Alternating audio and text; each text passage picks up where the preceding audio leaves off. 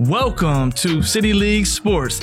This is the show where we just share some love for all things City League. I'm excited. Today, we got some bowlers in the studio, right? Like some rollers, some bowlers. Yes, you're hearing me correctly, everybody. I am saying bowling, and this is going to be a fun show as we roll down this piece here today. I'm going to use lots of bowling, pun intended comments because I think it's just going to be fun to say these things, right? So joining me here today is Marion Franklin's Tyler Needles, Mifflin's Damon Aubrey, and then we got Sadina Perez Corby from South High School. Is that correct? Yeah. Did I say that correctly? Say hello and introduce yourself to everybody, please. We'll start with you, young lady. Ladies first here today.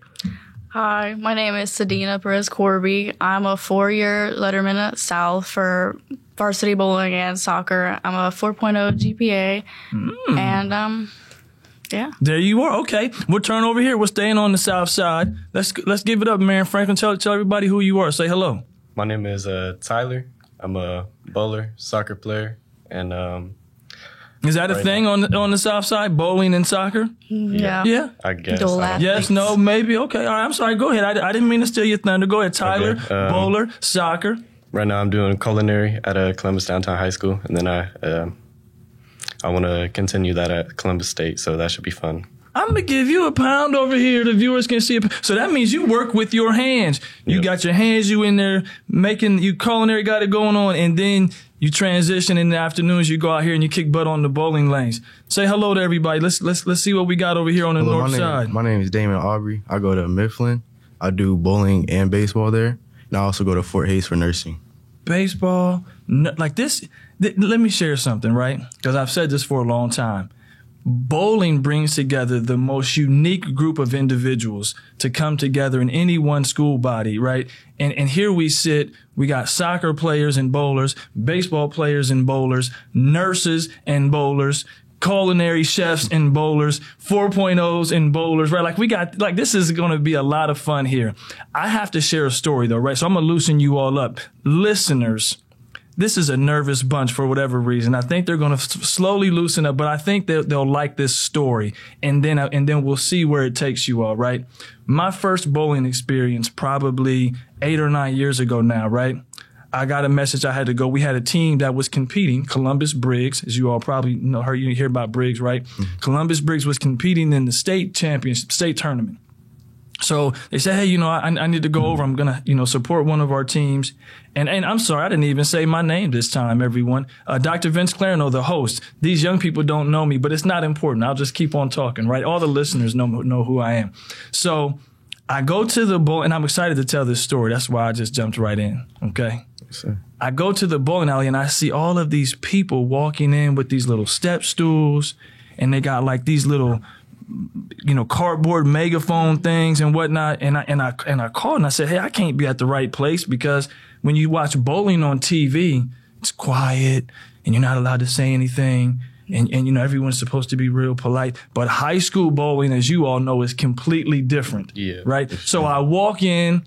It's loud. They got these chants when somebody gets a strike and they're like, somebody rolled a strike and the whole team was like, boom, boom, shake, shake the room. Everybody jumped up. I was shocked at what was going on at a high school bowling match. And it was probably one of I'm looking for the right word.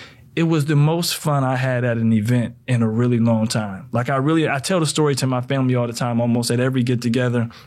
And they're like, dude, we've heard the bowling story. We know it's a good time, right? So now, everybody is seniors? Yeah. I'm a junior. You're a junior. Yes, sir. So then you got to go last on this one. We're going to turn to the four-year bowling letterman person, player. Sadina, you've been doing it all. Tell me about your favorite bowling experience. Tell me about some fun you've had. It can be any year. I don't care what year it's from. No, it's definitely this year.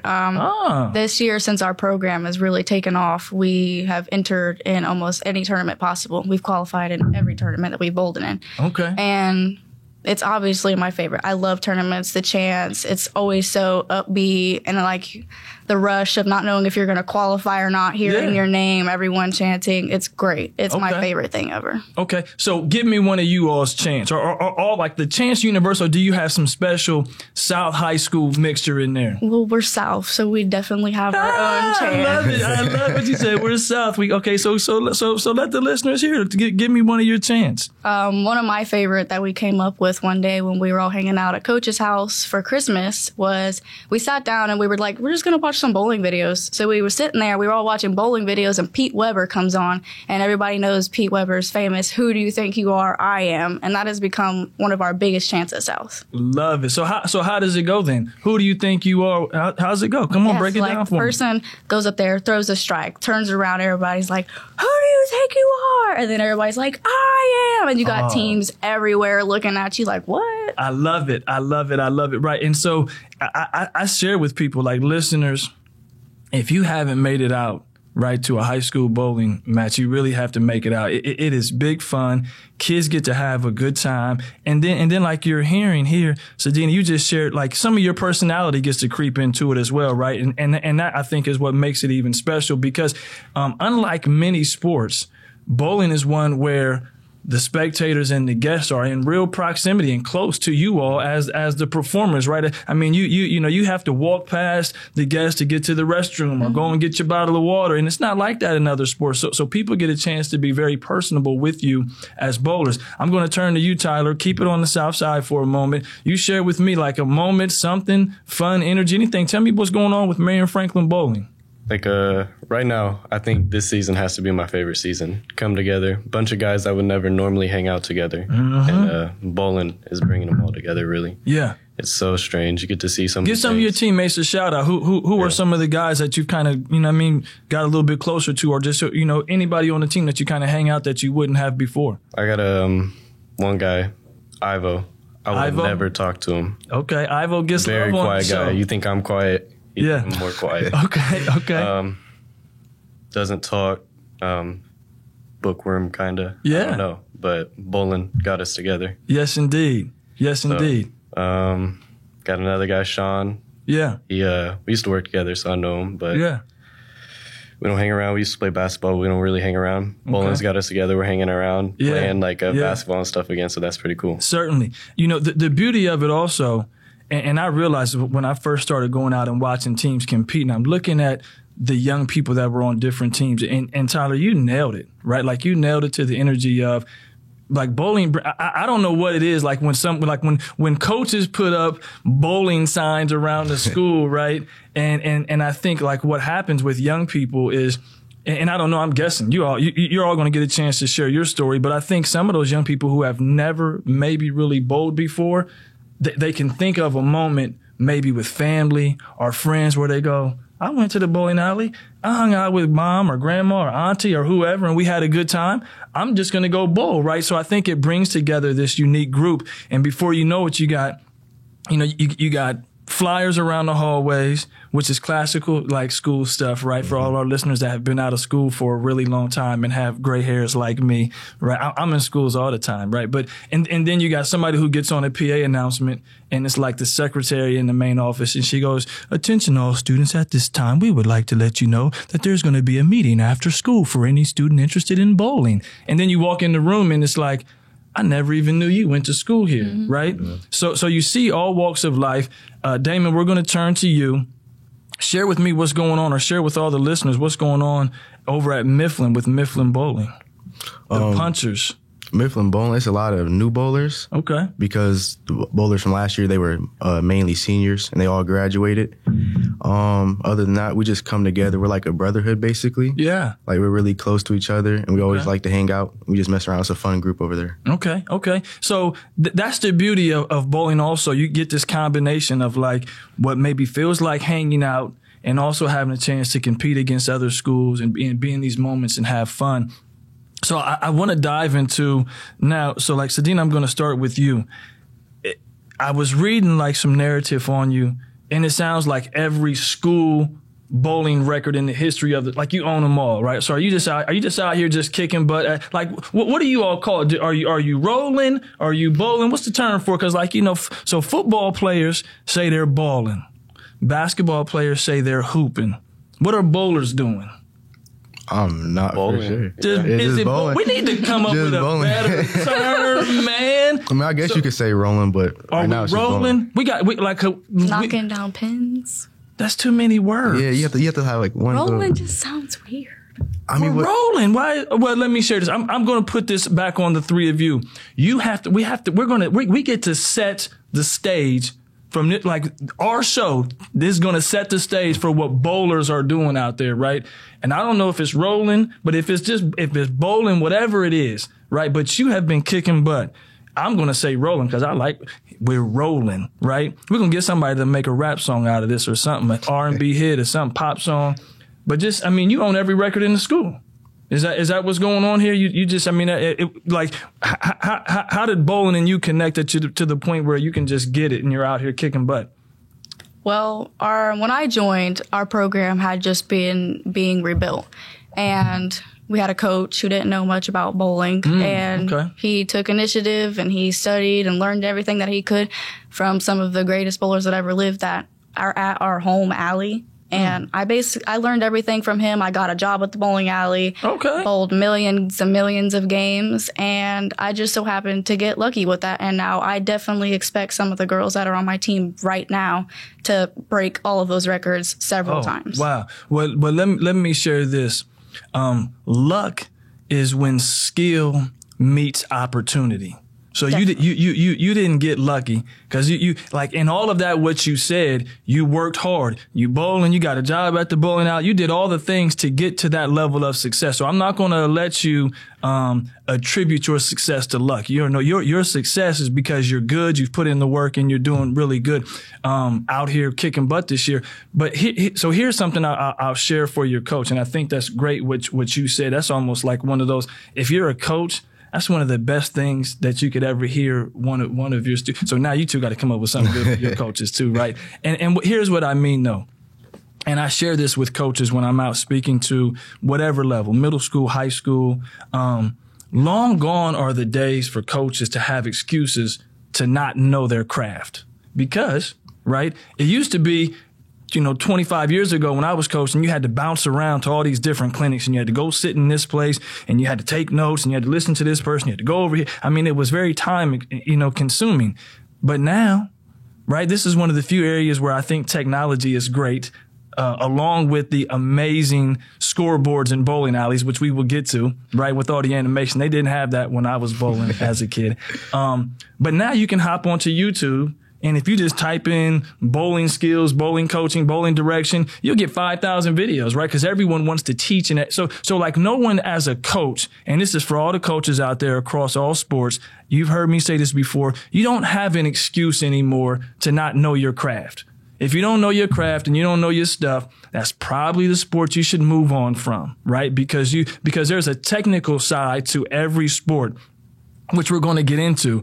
So Tyler, we turn to you. Now you're on the spot. And what viewers don't know and listeners don't know, Sadina and Tyler's coaches are actually here in the studio. So they're on, like, they got to say good stuff. So now you're on the spot. Give us something good about your experience and how you got connected to bowling. And then you got to throw in something good about your coach. You're on the spot. Yeah, I started bowling when I was really young, about 8 years old. And my dad, my grandma, my grandpa, they've all bowled, Okay. So you come from a family of bowlers. Yeah, I got into bowling through my dad. Okay. And just joined a little league. And are there youth bowling leagues? There are a bunch of leagues, a bunch of tournaments. Okay. A lot. And, I got really lucky. My dad and the owner of the bowling alley became friends. Nice. He taught me. So you grew up in a bowling alley. Yeah. So basically, hey, look. So here. I don't know what you're gonna say about your coach, but your coach got lucky, right? Because your coach was like, "Hey, we need somebody that bowls," and then like you were just walking down the hallway with like a bowling ball, like attached to your backpack or something almost, right? Like so, you grew up in a bowling alley. So your family, you would be bowling no matter what. Then is that what I'm hearing you say? Yep. Maybe bowling is really hard on your mind. It is such a mental sport, and it makes you want to quit. Oh, why do you say that? You could be doing everything right and still have a bad day. Okay. It's like that sometimes. Yeah. But yeah, so that's where my coach comes into play. I love She it. Come taught on, me the mental segue. part Okay. of the game, Yeah. or else I'd be losing my mind right now. You know. Nice. You know, it's interesting that you say that because with all my notes that I had and all the homework that I did in preparation of this show, I didn't know that we were going to go to like the mental edge. I know it's tough because, you know, I bowl recreation and just have fun, you know, family stuff. And here's the mental part for me. If I lose on any given night a game to one of my children, then I'm just done. I build in an excuse, right? Like, okay, dad's shoulder hurts, or, you know, my bad knee, or they keep, you know, y'all keep forcing me to go pick up the food from the thing. So I just find a way to get out of it, right? And I don't lose to my children when we go bowling very often. Now, I have a nephew in the state of Michigan, that other place, right? For our Buckeye fans up there, and he's a high school bowler also. So he's in your world, right? And I get it. And he wins all the time when we go bowling, which I don't bowl with him. But you get it honest, and so I understand that. So now, Damon, we're turning to you. Your coach is not here in the studio, but you still got to say something nice about him. So share with me, how do you get involved in bowling, and how do you end up here with, you know, this special work that you do? Well, I started at a very young age. I started when I was 4. Okay. And the reason why I started was because my dad and my uncle, they're both really big bowlers. Okay. And they Pause for a second. Yeah. Do you come from a family of bowlers? You just picked it up in the 9th grade one day walking through the hallways. Love it. I'm sorry. Yes, go ahead. You're fine. But yeah, they're like mentors to me. Okay. They taught me a lot about how to bowl, like what goes into the sport. Okay. And like Tyler said, it's a very mental game. And my dad always taught me to not like let it frustrate you. Because once you're frustrated, you just do worse than what you could have done if you could just try to figure it out and keep going. Y'all are serious, right? So now, let me see if we can take it here. This is the mental part. This is the only mental part that I was going to speak to. Going back to another one of my quick stories. I remember we were going someplace to bowl. I think it might have been our league championship or something like that, or maybe it was the tournament.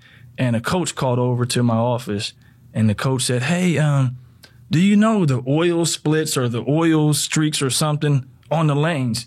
And I'm like, I have no idea when they're putting the oil strips down or the oil slicks. What's the term for it? Oil pattern. Oil pattern. That's what the coach said. Do you know when the oil pattern, or what the oil pattern is, or when they're? I'm like, I have no clue what you're talking about, Coach. Coach said, "Okay, I'll just call over to the bowling alley and they'll tell me." And right. So now, I don't think like the average bowler doesn't even know what the oil. So when you go in, now we're going to talk like technical bowling stuff, people. This may bore you for a few seconds, listeners. So if you're like driving when you hear this is when you can like refocus on the road again, right?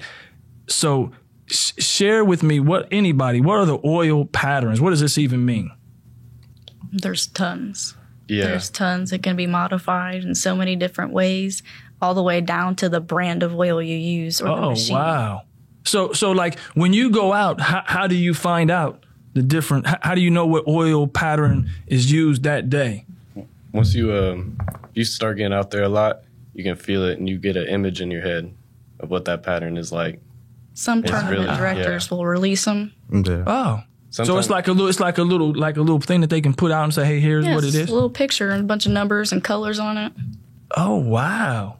But so if you don't have that, then during your warm up, are you trying to figure out what the oil pattern is on the lane that day? Yeah, is that how it works? You try to see how your ball reacts and like how long it takes it to hook or how short a time period it takes it to hook, and then it tells you where you should line up at and where you should aim for when you bowl.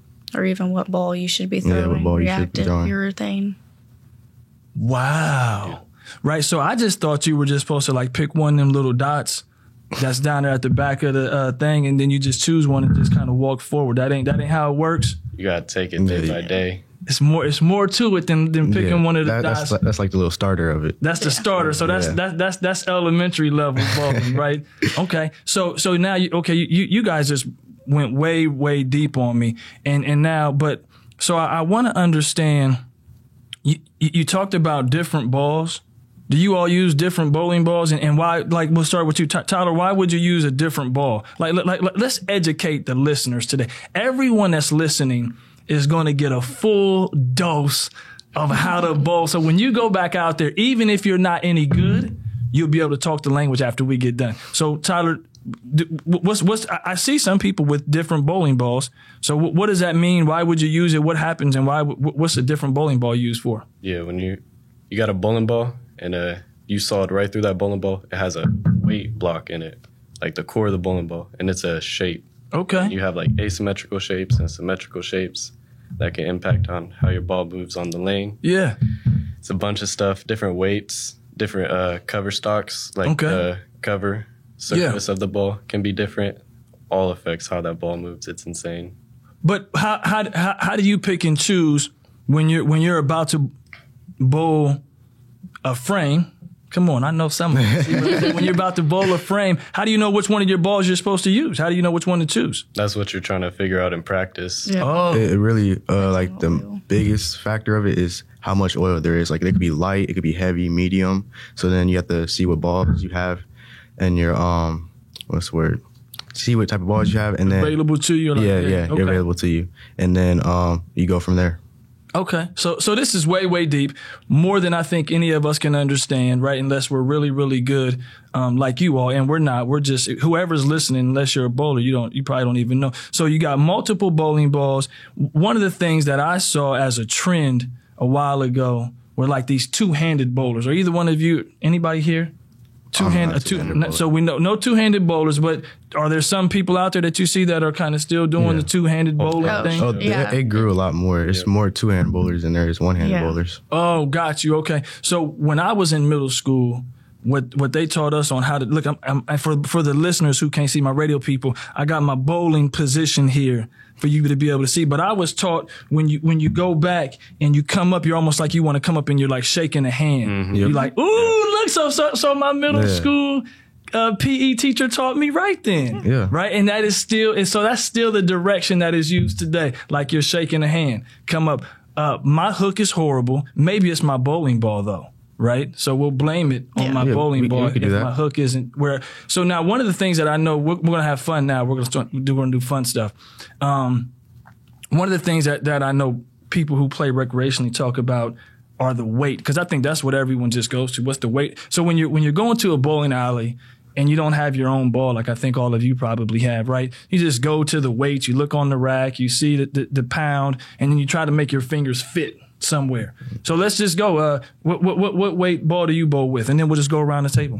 When I'm at like just bowling for fun and I don't bring my balls, I use like a. No, I want to know what you're using for right now. When you getting down, when you're in a competition. I use 15-pound ball. 15-pound ball. Yeah. Okay. I use 15 as well. Yeah. 15. I'm 14. Oh, are you? Okay. Well, I mean, my bowling ball, I think, is like is there an 11? Are there even numbers? Odd numbers, I mean? Well, mine is an 11 then. Is that too light? Yeah. Oh, she says yes. You say no. Thank you very much for helping me out. It's gonna get no carry. I'm the host. You're supposed to say I'm just right over here. I need some love from you. But no, so 14, 15-pound balls. I have heard that the hardest spare to pick up is the 7-10 split. Is that still a thing? Is that have either of you, anybody ever picked it up? No, me first. I have not. So it is really hard. I feel good. Hard. So guess what? What? So there you go. I picked one up one time. How about that? No, pure luck. Don't get me wrong. Did not know what I was doing, but the ball bounced and the thing hit the thing and came off on the other corner. And I think you were bowling with strings. No, why you say that? Because I don't know. No, I'm being serious. So I you picked got one up one time. You got a video? I do not have a video. That's what everybody says. Really? That's what everybody says when they say Except do that. evidence It's like a 0.4% chance of you picking that up. I understand this, but I'm just saying it was like pure luck. I don't know what happened. All I know is like the people around me started cheering. I didn't even know it was really a big deal until the people around me said how amazing it was. I'm being honest with you. This was one of those moments that I'm not any good at bowling, but I do have my own bowling ball, which the weight is messed up, or hold on, what did we say is messed up? Say it again when you cut it in half.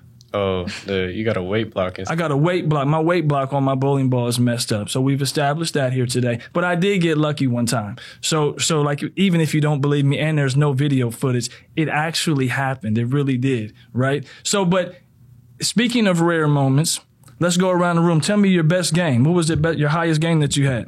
288. A 288. So a 288 is what? What occurred in a 288? Does that mean you just had one open frame? No. So you have strikes all the way up into your 11th ball, and then you leave a 10 pin, and then you're so nervous that you miss your 10 pin. You remember like it was yesterday, don't you? Oh, wow. Okay. What about you, Tyler? I got a 299. A 299. Right How does there. that happen? So you strike all the way through, and on your last ball, you just get you don't get the strike, you get a 9 count, you know? Oh, and then it's a 299. Breaks your heart, yeah. So you remember that like it was yesterday. Wow. And then, so I kind of set you up. I knew this right already. Yeah. But then what is your best game? My best game was a 300. And when did that occur? December 9th.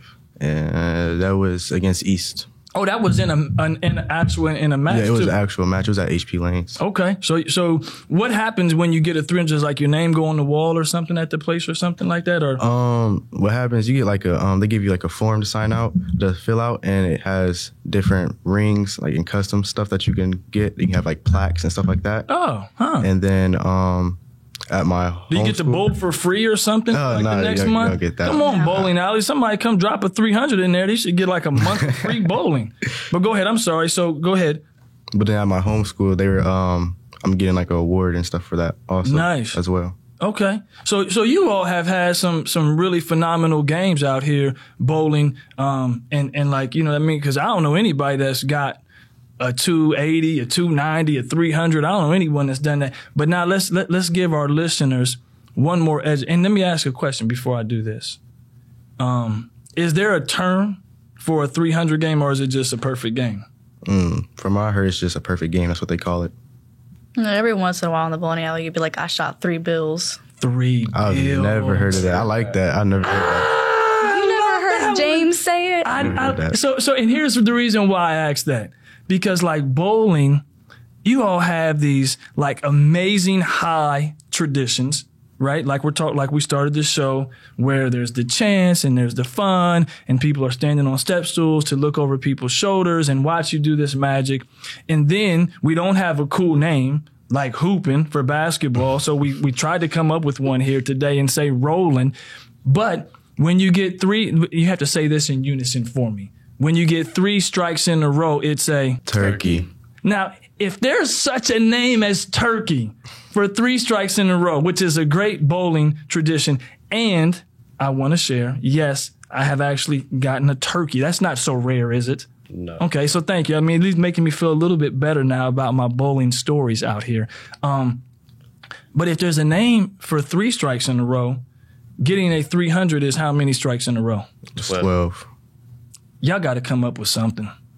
Y'all got to come up with a quadruple turkey. Y'all got to come up with a falcon. I don't know what bird term, a pelican. A pelican. How about a pelican? What's wrong with a pelican? That's not a cool bird. Yes. No, it's not a cool bird. Not a cool bird. like here we go. You got to come up with a bird name. I'm gonna give you a pause. So you should be thinking right now for what a 300 game bird we're gonna use. Okay, and I'm just gonna point to you. And when I point to you, say the bird that comes to your mind. Okay, because we're like setting precedent. We're like, see what I'm saying? Hey, listeners, you can't see their faces. I see their brains thinking. I'm continuing to talk because I'm putting them on the spot. Because what we're going to say today is actually going to like set the trend for bowling forever. Here we are setting bowling trends. So think of a bird that comes to your mind that we're going to call a perfect 300 game. And I'm starting with Tyler. I would like to call it a hawk. A hawk. Okay. Sadina. A kookaburra. A what? Kookaburra. A kookaburra. The ones that sound like dolphins. Ooh, ooh, ooh, ooh. Something like that crazy. Mm-hmm. Kookaburra. Damon, I was what you going to got? say a peacock since it's flashy. A peacock since it's flashy. I still like, what did I say, pelican? Yeah, you said pelican. I still. But the problem is you have to have like a sound, because a turkey, you get to like gobble, gobble, but like it's a sound. But what sound are we going to do for a 300? Then we got to go back to the what was I got to do a dolphin sound. But what, oh, no, you don't got to. It was just a thing. The kookaburra. What is it? A kookaburra. You ever watch SpongeBob? No. Okay. You guys ever watched SpongeBob? The dolphin noise is from that bird. Oh, yeah, I'm old. I don't watch SpongeBob. I mean, I know it exists, but no. Okay, so let me share with you. I want you all to get out there in the world and start to, like, this is my mission for you. I'm looking everyone in the eyes. This is my mission for you. Come up with a bird name for the 300 perfect game. And then here's what's going to happen. You all are going to look back on this show. We're going to look back on this show 10, 12, 15 years, and you're going to be in a bowling alley someplace as an adult, just having fun, hanging out. Maybe you're bowling professionally. I don't know where you'll be in 10, 15 years. And then someone's going to yell out, hawk, or what'd you say? Peacock, or kookaburra. Somebody's going to yell out one of these crazy names.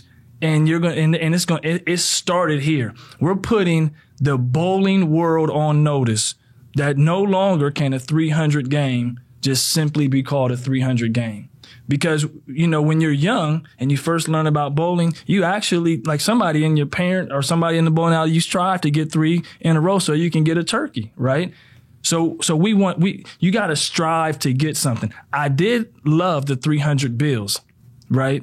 But we need a bird name for the 300 game. And that's going to be your mission here moving forward, along with continuing to kick butt, right, out here in the bowling world.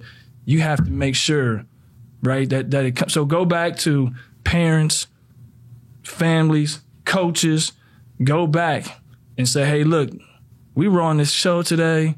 This crazy guy was the host, and he gave us a homework assignment, a bowling homework assignment, to come up with a name for the 300 game.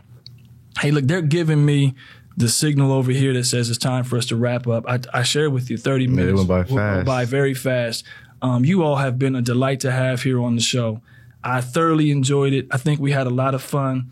I'm excited to see what all of you do next. I'm going to let each of you sound off on your own and say goodbye, and we give shout outs here. I want you to know, so if you haven't, you don't have to, but if you look, you're a thinker. You are definitely a 4.0 student, because everything I say, I see your brain start to calculate and you go racing into what you're going to say. I want you to say what comes natural to you, okay, Sadina? But you can give shout outs if you want to. We give shout outs. I believe in sharing the love and the work, because let me share this with you. So I'm going to say this for all of you all. You talked about 4 years old. I think you said 7 or 8 years old. And I know, Sadina, you said you started in the 9th grade, which is actually amazing for where you're at right now. Both of you young men, you shared earlier, you said, I started when I was really young. That's the beauty of your age. I want you to embrace this, young people, and I want you to have fun in life, because when you're 17, 18 years old, 16, 17, 18, when you're that age, really young is 8, right? When you're my age, really young is like 25, right? Like when I say I was doing this when I was young, and they go, oh, well, around when? I'm like, when I was in my 20s. So your perspective changes, right? Because I don't even know how much I remember. Definitely don't remember anything from when I was 4. Very little from when I was 8. I remember a lot in my 9th grade year, though, because I had a blast in high school when I started off. Different show. But I want you all to embrace this time that you're in, right? Like have fun as kids, as young people. You all get exposed to so much now through technology and through, you know what I mean, just through the way the world works. And I want you to enjoy actually being young, because what you don't know is you're actually young right now.